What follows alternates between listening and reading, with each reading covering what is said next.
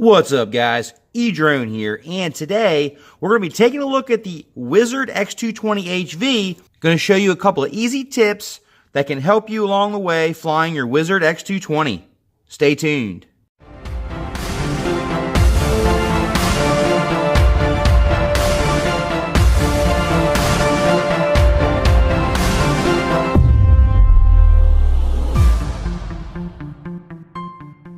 I went ahead and took the top off so I can kind of show you a little bit better. But what I want to show you first of all is one tip you're going to want to do when you're flying this Wizard X220 HV is make sure you keep your eyes on this stack, on the screws. Make sure they're tight. Make sure your standoffs aren't broken.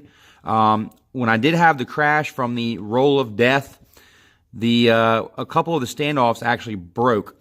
And you don't want these to be loose at all because that's going to create more vibration on these pins where the flight controller connects to the ESC board. You don't want that to be vibrating at all. So make sure that these nuts are tightened down all the way. That way that may prevent some future problems. Another little tip, little trick you can do to help in the durability of your FPV antenna is put a piece of heat shrink from where it screws on here all the way up the base, and that prevents it from like spinning freely. Even on this TBS Triumph, it still was spinning, and I've got two of them, and both of them still were spinning. And I just feel like the more that those spin, the more likely this antenna is going to be to end up coming apart or coming off. So yeah, just put a piece of heat shrink on there, heat it up with a little bit of mild heat, and it definitely gives you a little bit more durability.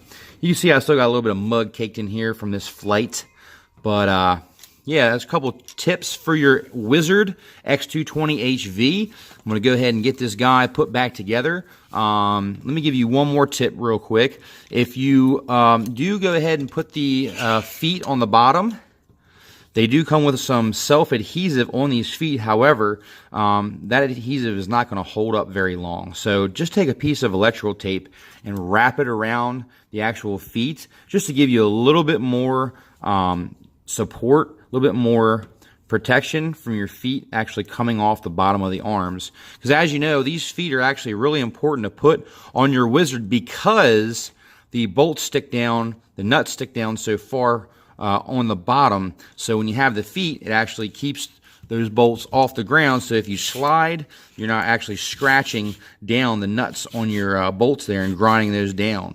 So having those feet is really important. Make sure you give them some little extra support and wrap a couple strands of electrical tape or even maybe some zip ties. As long as it's tied down nice and tight, make sure you keep those secured. Thank you so much for watching, guys. If you have any tips that you'd like to include yourself on the Wizard X220HV, put it down in the comments. We'd love to hear about it. And we got some more exciting videos to come on the channel, so stay tuned for that. And until next time, Edrone out.